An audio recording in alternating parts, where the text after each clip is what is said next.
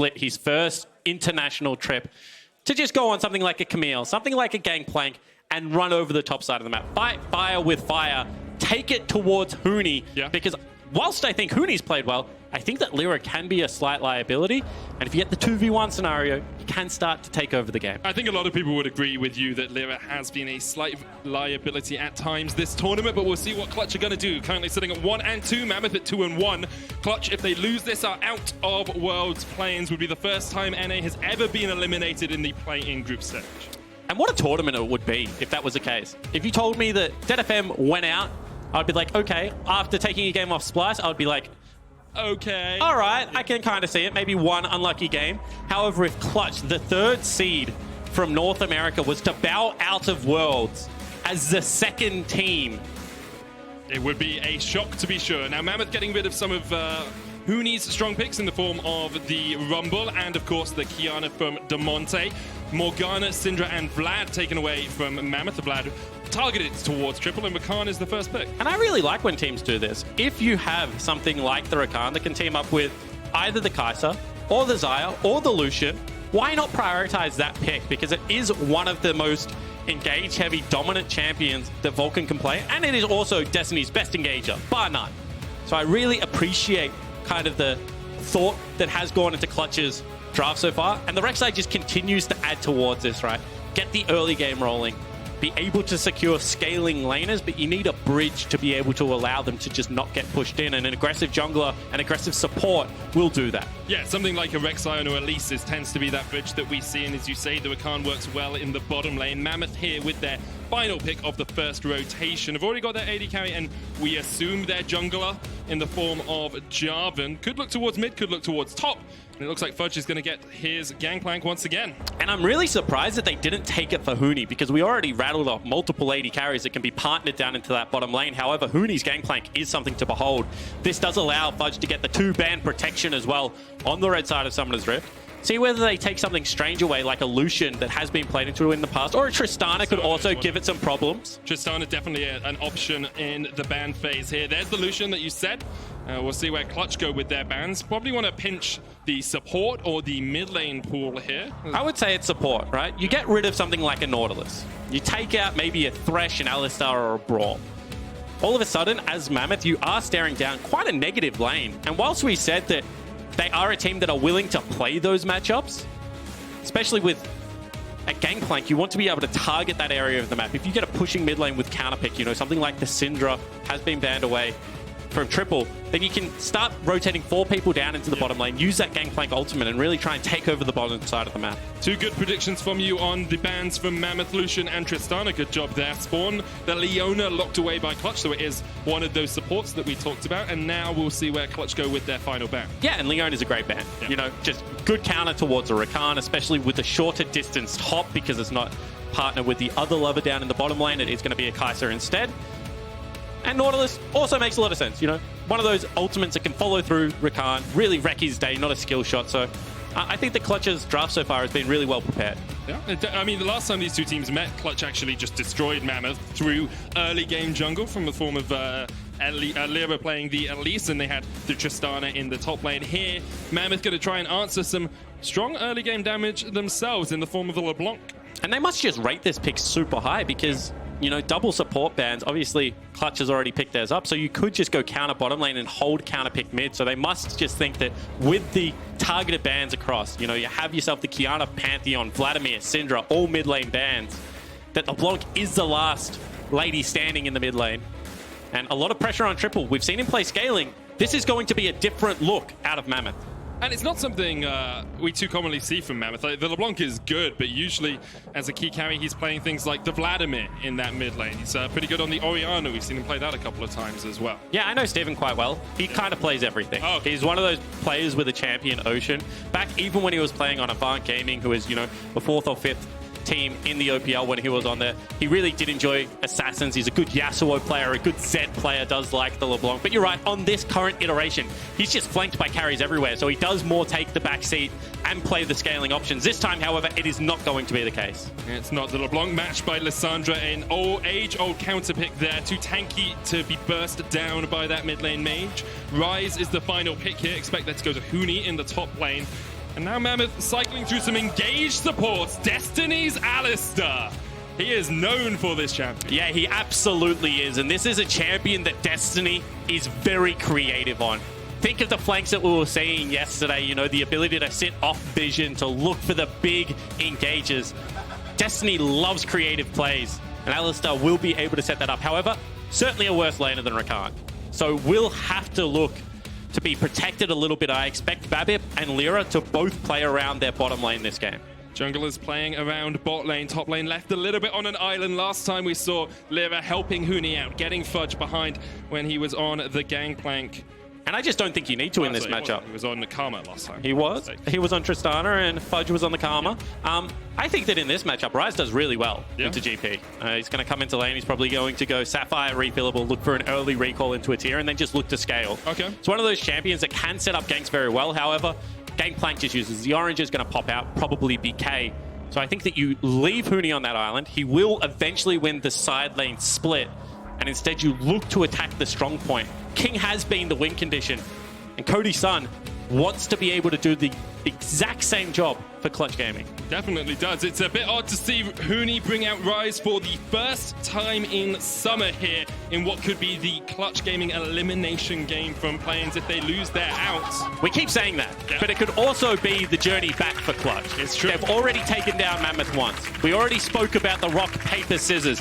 If they win this game, they just throw everything out the window and they can still look to get top seed. I mean, they definitely can, but you got to win this game. You got to take it off Mammoth, who came off a win against Unicorns of Love earlier today. Mammoth currently sitting at 2-1, Clutch at 1-2. All could be decided in the next 65 minutes. We're having a little bit of leeway, or we could be going to tiebreakers at the end of the day. If Clutch win, we will have a three-way tie, which means we'll play 2 tiebreakers at the end of the day's action.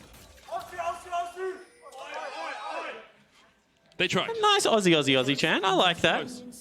There's about 2 of them in the crowd, I think. Do you want to demonstrate how you'd usually do it? No, that's fine. I'm not much of a yeller medic. And I do want to take a look at what's happening at this level 1, because when you have a look at the 2 team compositions, Rek'Sai really does struggle when you invade into it. However, Alistair, kind of crappy level 1. LeBlanc, you really don't want to get that much done either. But you can get some good deep vision. Tracking Lyra early would allow Babip to have much better pathing. We saw against Unicorns of Love, against Ananasik, that he was able to kind of scout out the path early and meet on the top side of the map, pick up that first gank onto boss and set Fudge up for some success.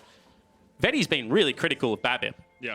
He needs to have a good game. I mean, he definitely does. I think we can all be a little bit critical of Babip. Both these junglers have had bad games and okay games from Babip. I mean, Lyra's had a good game, but I think with so much pressure being put on these junglers playing around bot lane early on, being able to get early advantages for their teams, we'll definitely have to keep our eyes on both of them. Both start at the bot side, heading up towards top.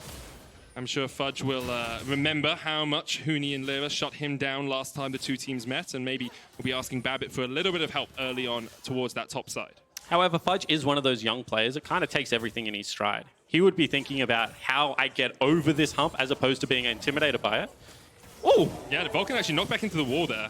Going to get a lot of damage onto him, but it's traded for damage on King. And usually you take that. If King gets chunked out, he doesn't have as many resources to heal up as a Vulcan will. Fudge just taking a bit of chip damage there as well. He's a bit ahead in terms of CS and hits level 2 first in the lane. And I think the reason that Fudge is really confident to do this, because he has Babip already on the top side of the jungle. So with Huni only level 1 going to be very difficult for a gank to be able to come out of the Rek'Sai, probably going to wait for level 3, and he has the level 2 ganking jungler. So he pushes in, he's going to get the wave to reset off the turret, can maybe even look for a cheeky recall himself, and this should now set up the position where Babip can potentially go for a gank top lane, or maybe even an invade. Go for the invade, you pushed up the wave. Fudge pushes forward, Babip gets a ward down. Now they know exactly where Lyra is in his jungle path. He's cleared the entirety of the bottom side jungle. Oh, Lyra will have been spotted. Babip spotted, sorry, by the Tremor. Here he goes, pushing forward. Pretty sure he saw Lyra there. Not the best at hide and seek. He sucks at hide and seek. However, we'll chase him out of the jungle. And you can see that Demonte's wave is pushing into triple. So that means he's able to move first. So Babip certainly does not want to look for an aggressive play. Fudge might be able to move first from top, though. The wave has pushed into him. Babip going for the scuttle. This is greedy. Greedy indeed. Yes, the wave for Huni is in a prime spot to come up, so Babbitt will just run away. Lyra will be able to secure the Scuttle Crab, and as you say, with the wave pushing up in top and in mid, it's very easy for the Clutch jungler to secure that mini objective. And now it's actually going to be Fudge that is the person that suffers from this. You can see that he's recalling his turret, can't contest the wave anymore. Babbitt's being chased off topside jungle. He doesn't want to be there anyway. No camps. He wants to be able to put them on cooldown, and Fudge really has to respect the dive that would come out of Lyra, so has to burn the TP early. Comes back with just a Doran's Blade. Yeah, it's not the most monumental first buy. You will be able to secure the cannon, though, which is nice, and Huni taking a tower shot is definitely beneficial. You actually see what Damonte's done here mid. Once again gets the push and then helps Lyra down towards that bottom Scuttle Crab, trying to deny as much as possible away from Babbitt. And they've done it. They've been able to pick up the double Scuttle start. Lyra still hasn't taken away blue buff, so could potentially leave it up slightly longer. Give that over to Damonte. One of the weaknesses of Lissandra right now is the fact that her mana cost is just incredibly high. And you can see that Babbitt feels like he has to force, has to push out this wave bottom, because otherwise the gank could come in, and we've already mentioned the importance of 80 carries, so this is a great early game start for Clutch. Neither of these junglers were hide-and-seek champs. I think that's what we've learned here. Babbitt on a ward, spotted out here by Clutch Gaming, who can just back away. I think Babbitt may be staying around just to make sure that his bot lane doesn't get ganked, but Lyra's on the top side of the map, so wouldn't be in position to do it anyway. So that's going to be Babbitt having to return to his jungle, is going to be down, you know, the 4 camps at this stage.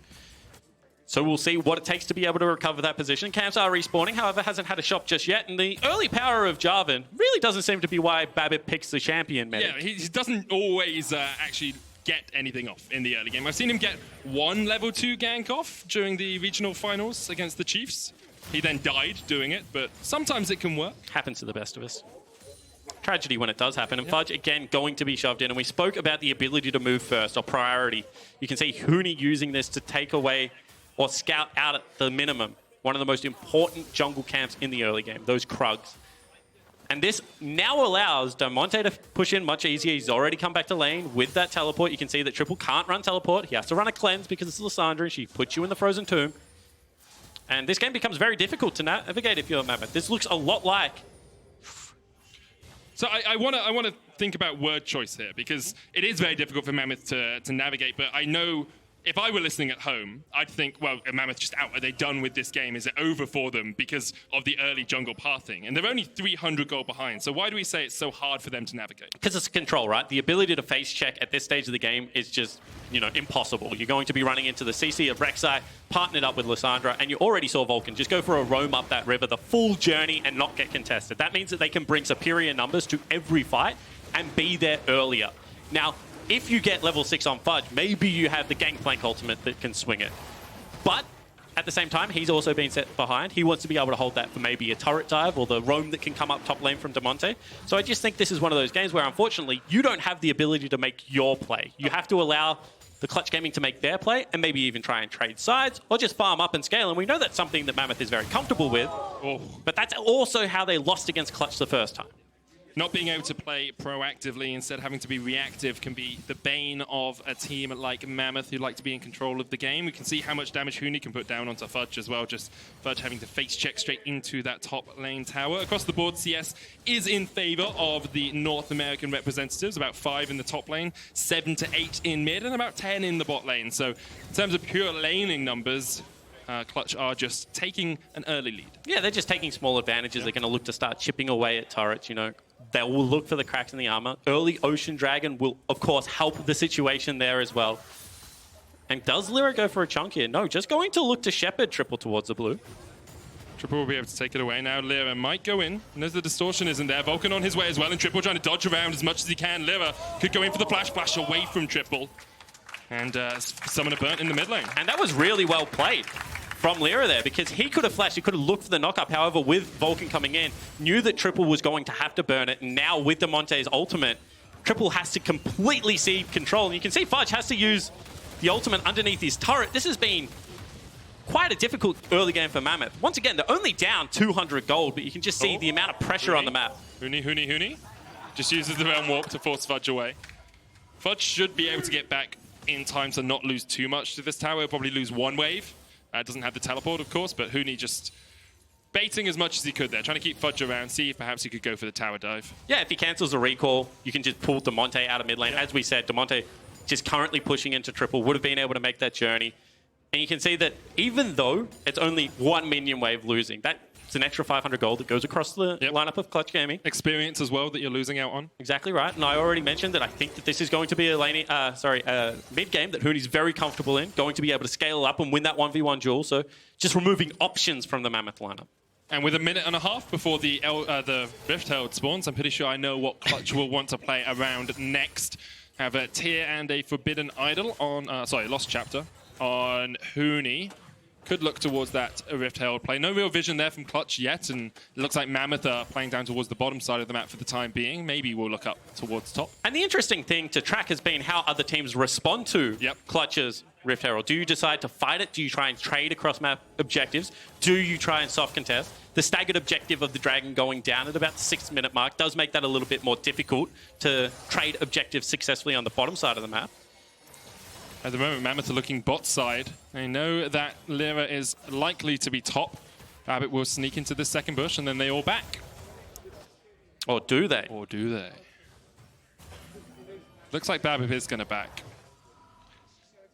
King will get the next push on the wave here. Look at the damage actually coming down mid onto Triple. He'll jump away, but that was the Frozen Tomb from DeMonte. His ultimate now burned, won't be available for any fight around the Rift Herald. And I think that's telegraphed that they want to be able to start up the Rift Herald without swapping the lane. So they chunk out Triple. You know, he's already flashless, going to struggle to face check that. Now with it up and available, they have push in the mid lane, they have push in the top lane. You don't even really have to bring Cody and Vulcan to this fight. You might want to cheat a recall onto Vulcan and just make sure that Destiny doesn't provide superior numbers.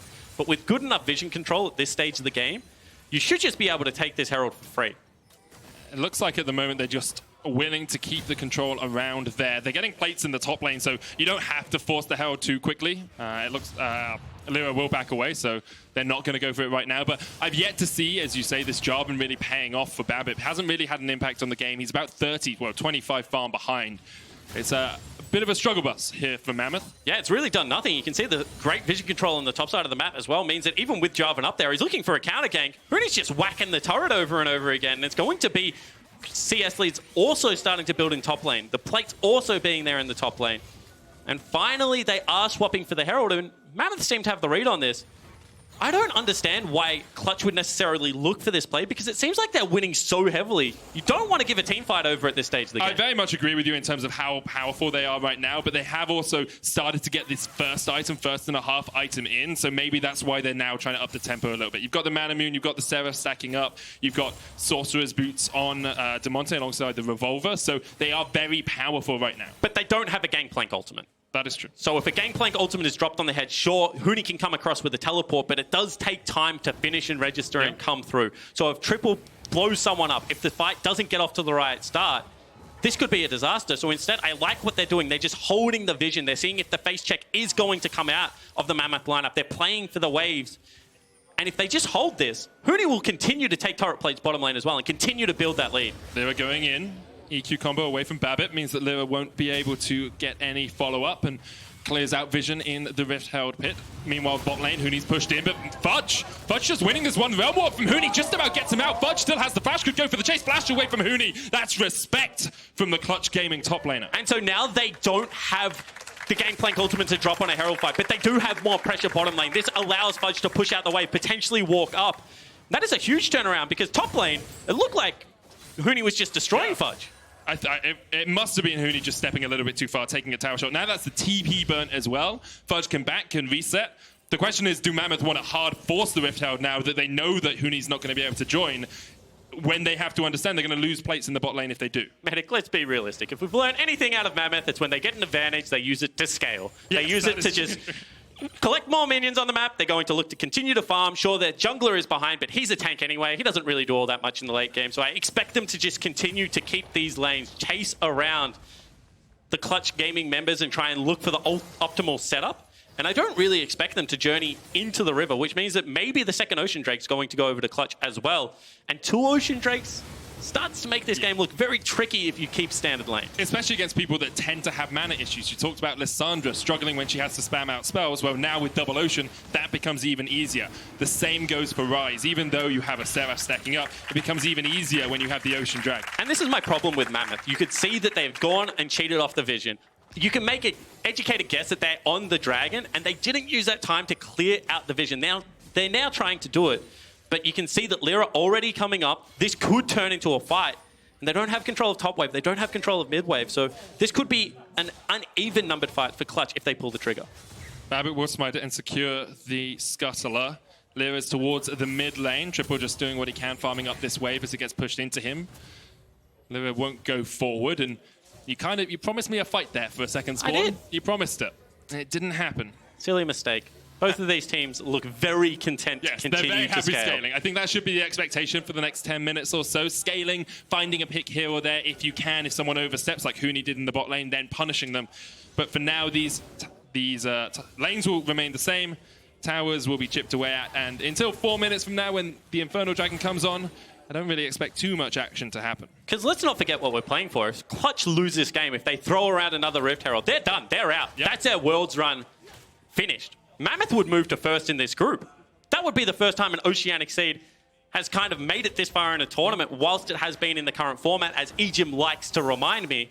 But that would be huge for the Oceanic region. So you can see both of these teams very cautious in the fights they're looking to pick. They really are.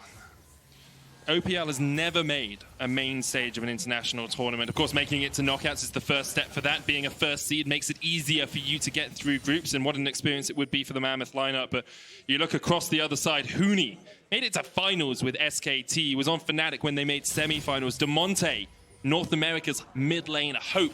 The next guy following in Pobelder's footsteps. Cody's son made it hit 3 times, only played once. Well, he's played twice now if you count the clutch one, but didn't leave the best impression the first time he played at Worlds with with Immortals.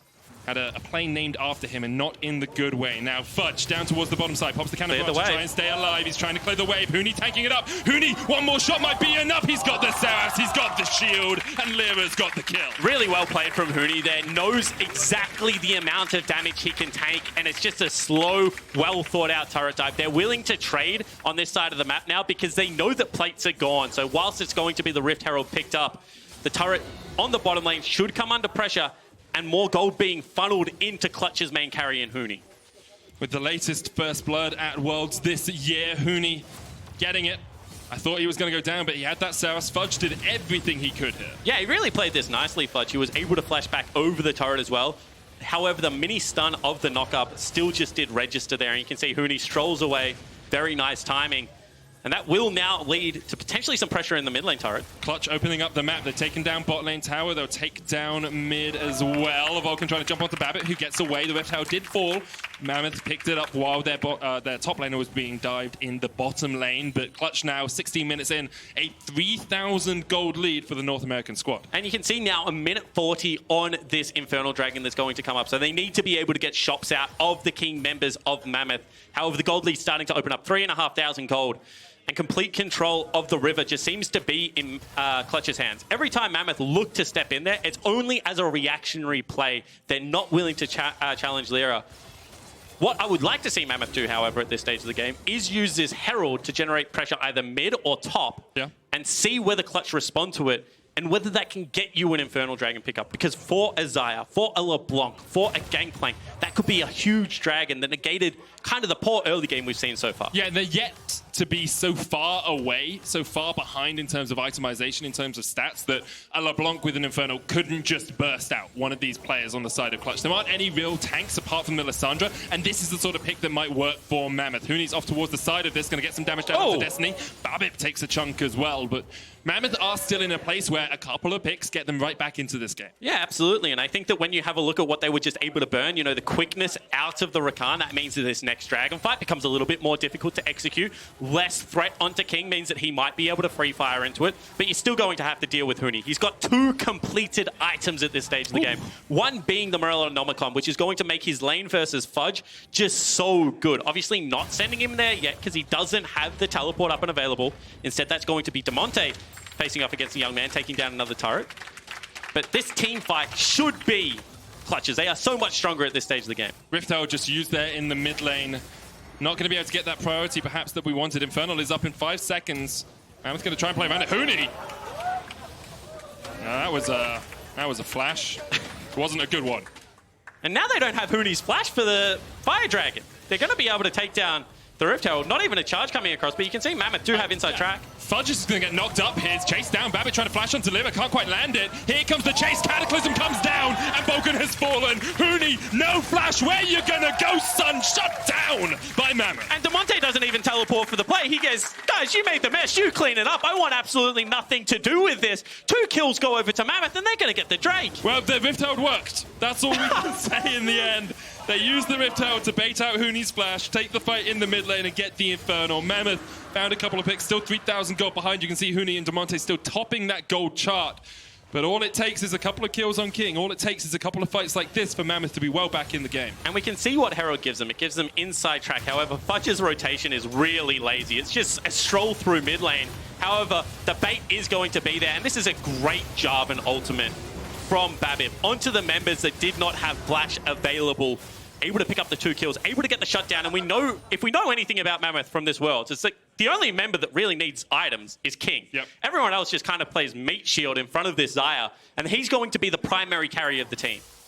It's about 500 gold ahead in terms of AD carries. Cody's son still sitting at 0-0-0, yet to die this game. Has about 7,000 gold in his back pocket. Look at the difference in top, though. Still 1,500 lead for Huni. And that's what I was saying. Huni will just destroy this side lane. Yep. Ryze in a side lane versus Gangplank is such an oppressive matchup, and there's not all that many options.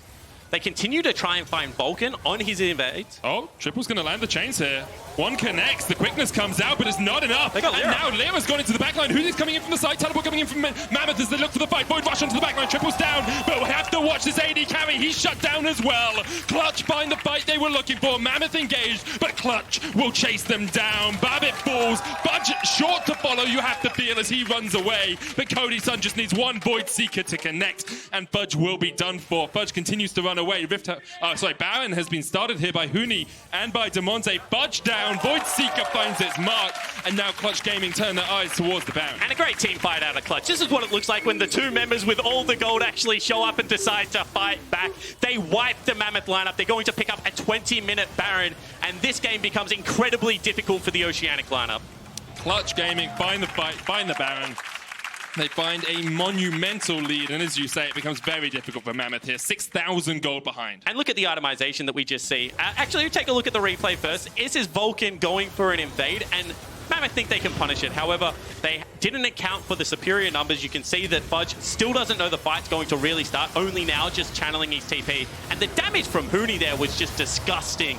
The ability for Rek'Sai to live that little bit longer through the ultimate, and then the carries clean up, the important members still alive, still untouched, and take down the Mammoth lineup. Spell Flux just does so much there for Huni, bouncing around all the players from Clutch who are grouped up.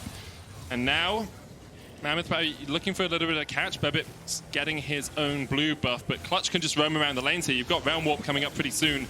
Huni can switch between mid and top as much as he wants, mid and bot, sorry. And now Clutch just closing in on this game. It's very difficult for Mammoth to do anything. And very strange itemization choice coming out of Babip. You can see that there are so many magic damage dealers, and Huni and Damonte are the 2 members that are the furthest ahead. Oh, Triple. Oh, Triple. That's not what you want to do. Huni will eat those for breakfast. Certainly did. And that's going to be a Knight's Vow Rush for the Jarvan player, which means that he just can't even tank the front line. You can see King taking so much damage as well. Huni's a one-man wrecking crew. Huni can just do whatever he wants now. He's going to walk underneath this inhibitor tower. 22 minutes in, Clutch are knocking on the Mammoth base. There's the Zhonya's out of Huni. Knockup going to come onto Babip, and he's already shut down. The Oceanic dream of first seed, where it's delayed for now. Clutch hold on to their position here at Worlds. You have to feel the inhibitor is their next target in the mid lane, then they'll go towards the bottom, take the second inhib of the game. 22 minutes in, Clutch are demolishing Mammoth. And you got to remember the rules of the 3-way tie. It is going to be Clutch with the quickest win time if they get this done before, I think, 37 minutes. So this is a really important speed run they're going for. Triple just about escaping, but I will give some clarity on that. To be the team with the fastest win, Clutch needs to hit a time of 37.54. Otherwise, the Unicorns of Love will see it in first in the group. To be the second fastest, they need to hit a time of 39.43. Otherwise, Mammoth will be second seed. And the reason that's important is second versus third seed will face each other in our first tiebreaker later today. And let's take a look at how much damage and work Huni is getting done. You can see baits the entirety of the team in. That is going to be a great counter engage, and Huni doesn't fall because he's so far accelerated in this game. The members of Mammoth want to be able to defend, but already 2 inhibitors broken at 23 minutes. 8,000 gold the lead. Yeah, they're speedrunning this one. Clutch should be able to close this one out under that 37-minute time cap, getting themselves the first seed out of the group for the tiebreakers, that is. Means they'd only have to play 1 tiebreaker rather than 2 later on today.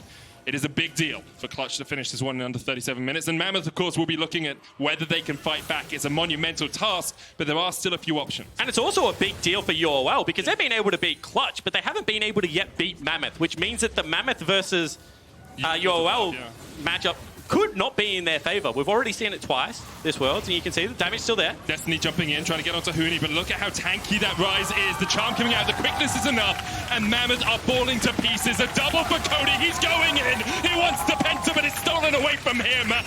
Lyra and Damonte taking a killer piece. And Cody Sun will have to be happy with a triple in the end. Nexus Tower's the target. Clutch even out the group. 2-2-2-2-2-2. We are going to tiebreakers at the end of the day.